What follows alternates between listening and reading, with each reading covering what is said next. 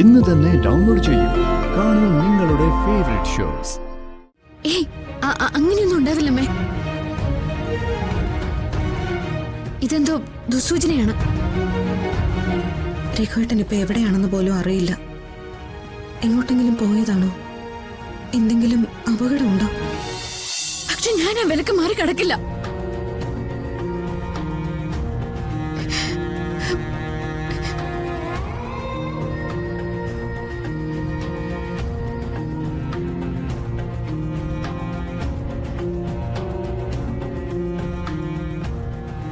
മോനെ, നിത്യ പോയി. മോനും പൊയ്ക്കോ. ആന്റി, ജീവിതത്തിൽ നമ്മളെ കൊണ്ട് വേണ്ടപ്പെട്ട തീരുമാനങ്ങൾ എടുപ്പിക്കുന്നത് അത് ശത്രുക്കളായിരിക്കില്ല, ഏറ്റവും വേണ്ടപ്പെട്ടവരെ തന്നെയായിരിക്കും. എന്റെ ജീവിതത്തിൽ ഇനി ഞാൻ എടുക്കുന്ന തീരുമാനങ്ങൾ നിത്യ കാരണമായിരിക്കും. അത് ആന്റി അവളോട് പറഞ്ഞേക്ക്. ജെആറിനെ കൊണ്ട് എന്നെ ബുദ്ധിമുട്ടിക്കാനേ പറ്റൂ, പക്ഷെ എന്റെ ഹൃദയം കീറി മുറിക്കാൻ അത് നിത്യയെ കൊണ്ടേ പറ്റൂ.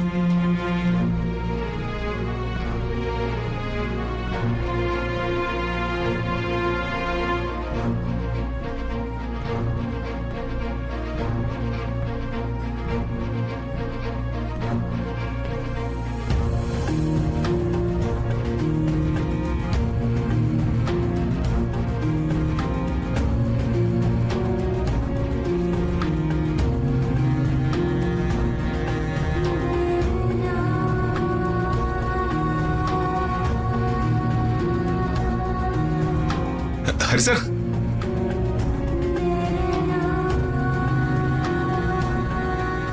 हरि सर, नित्या में पाता चा അവർക്കിട്ട് പേസിയാച്ചാ. ഒരു പക്ഷെ ഇനി സംസാരിച്ചു ഒന്നും വരില്ല. അതന്നെ സർ. നിത്യ ജെആറിനെ പേടിക്കുകയാണെങ്കിൽ അതിന്റെ ആവശ്യമില്ലെന്ന് പറയാനാണ് ഞാൻ പോയത്. പക്ഷെ അയാൾക്ക് എന്നോട് സംസാരിക്കാൻ താല്പര്യമില്ലെന്ന് പറഞ്ഞു. സർ, ഇവളോ ശ്രീക്രം നിത്യ എന്ത മാതിരി ഒരു തീരുമാനം എടുത്തത് എതുക്കായെന്ന് എനക്ക് പുരിയല്ലേ. ആനാ അത് ജീവൻ സാറാ ഭയന്നതാ, അല്ലാതെ ഒന്നും നിത്യ അമ്മ ഉങ്ങളെ വിട്ട് പോകാതെ. എന്ത് ഭയം? ഞാൻ കേസിൽ അകപ്പെടുമെന്നോ? ശരവണ, എനിക്ക് മനസ്സിലാവാത്ത പല കാര്യങ്ങളും എന്റെ കൺമുന്നിൽ ഇപ്പം നടക്കുന്നുണ്ട്. രഘുവങ്ങളുടെ മാറ്റം, നിത്യയുടെ മാറ്റം, എന്തിന് നിന്റെ മാറ്റം വരെ. ജീവൻ നിന്നെ കൊല്ലാൻ ശ്രമിച്ചു എന്നുള്ളതൊക്കെ സത്യമാണ്. ഭാഗ്യം കൊണ്ട് നീ രക്ഷപ്പെട്ടു എന്നുള്ളതും സത്യമാണ്. പക്ഷെ എല്ലാവർക്കും മുന്നിൽ എത്തിയപ്പോ നീ ജീവനെ കണ്ടിട്ടില്ല. ജീവൻ നിന്നെ കൊല്ലാൻ ശ്രമിച്ചിട്ടുമില്ല. ഇതൊക്കെ ആരുടെ ബുദ്ധിയായിരുന്നു? അവളുടെ നിർബന്ധമായിരുന്നോ? അതോ ജീവന്റെയോ രഘുവങ്ങളുടെയോ? അതോ നീ തന്നെ സ്വയം എടുത്ത തീരുമാനമോ? സാർ, അത് നിനക്ക് മറുപടി ഒന്നും ഉണ്ടാവില്ല. പക്ഷെ നീ ഒന്ന് എന്റെ ഭാഗത്ത് നിന്ന് ചിന്തിച്ചു നോക്കണം. ഏറ്റവും കൂടുതൽ അടുത്ത് നിന്നവരൊക്കെ എതിരായിട്ട് സംസാരിക്കുന്നു. സ്വപ്നം കണ്ടതൊക്കെ ഇല്ലാതാകുന്നു. ജീവന്റെ മുന്നിലൊന്നും തോറ്റൊളിച്ചോടാനൊന്നും എനിക്ക് താല്പര്യം ഉണ്ടായിരുന്നില്ല. പക്ഷെ ഞാൻ തോറ്റത് അവന്റെ മുമ്പിലല്ല, എന്റെ നിത്യയുടെ മുമ്പിലാ. ചില കാര്യങ്ങൾ കൺമുന്നിൽ നടക്കുമ്പോൾ പൊരുതണം, ജയിക്കണം എന്നൊക്കെ നമുക്ക് തോന്നും. പക്ഷെ ചില കാര്യങ്ങളോട് അങ്ങനെയൊന്നും പ്രതികരിക്കാനൊന്നുമല്ല നമുക്ക് തോന്നുന്നത്. തല താഴ്ത്തി പോകും. ജീവിക്കാനുള്ള ആഗ്രഹം തീർന്നു പോകും. ഞാനിപ്പോ അങ്ങനെയുള്ളൊരവസ്ഥയില്ല. സാർ,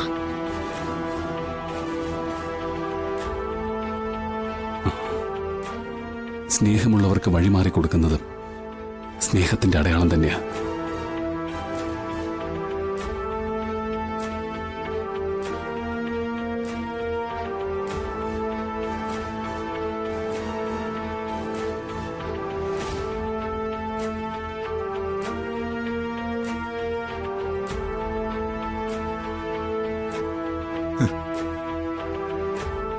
കടവുളെ,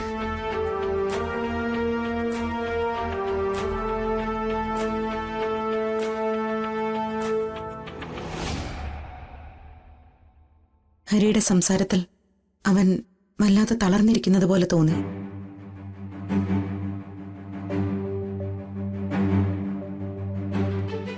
സത്യം പറഞ്ഞ കഷ്ടമാണ് അവന്റെ കാര്യം. ജീവിതത്തിൽ നല്ലത് മാത്രമേ ചെയ്തിട്ടുള്ളൂ. നല്ലത് മാത്രമേ ചിന്തിച്ചിട്ടുള്ളൂ. ആ വീണയുടെ കാര്യം തന്നെ നോക്കിയാ പോരെ. വേറെ ആരെങ്കിലും ആയിരുന്നെങ്കിൽ അവളെ അവനതൊക്കെ സഹിച്ചു. ആരെങ്കിലും ഒരാളെ മാറ്റി നിർത്തിയതായിട്ട് എനിക്കറിയില്ല. പോട്ടെ അമ്മേ, എല്ലാം കഴിയുമ്പോ ഞാൻ ഹരിയോട് മാപ്പ് പറഞ്ഞോളാം. ഹരി എന്നെ മനസ്സിലാക്കിക്കോളും.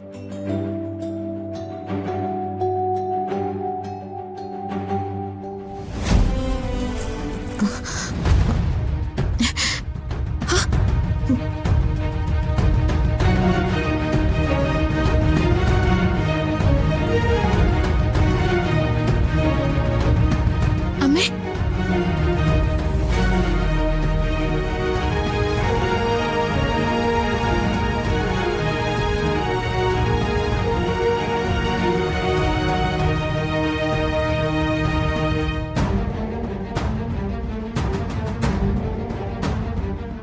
അമ്മയുടെ താലി പൊട്ടിയല്ലോ.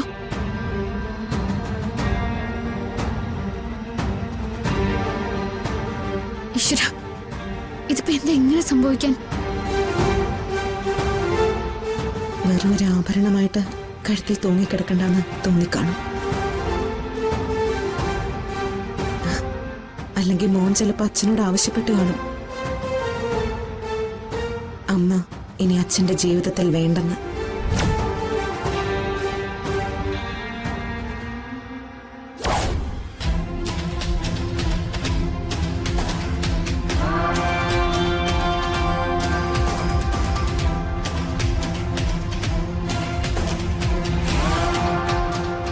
ഞാൻ പറഞ്ഞ എൻ്റെ അച്ഛൻ എന്തും ചെയ്യും.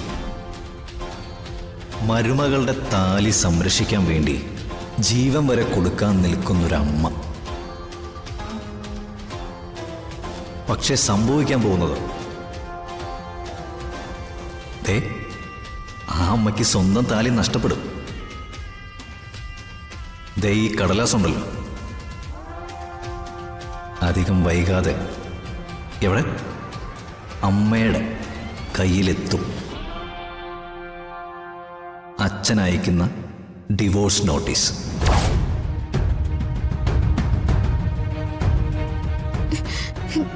ഏയ്, അങ്ങനെയൊന്നും ഉണ്ടാവില്ലമ്മേ.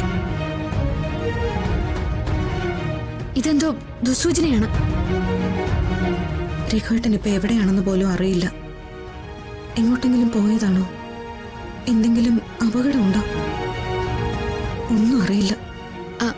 അമ്മ അച്ഛനൊന്ന് വിളിച്ചിട്ട് കാര്യം പറ. എന്തിന്? പരിഹസിക്കാനോ? ജെആറിന്റെ വില മനസ്സിലാക്കിയ ആള് താലിമാലയുടെ വില മനസ്സിലാക്കാത്തതിൽ എനിക്കത്ര അത്ഭുതമൊന്നുമില്ല. അമ്മയ്ക്ക് നല്ല ടെൻഷൻ ഉണ്ടെന്ന് എനിക്കറിയാം. അമ്മ അച്ഛനൊന്ന് വിളിച്ച് സംസാരിക്ക. അമ്മയുടെ സമാധാനത്തിനെങ്കിലും.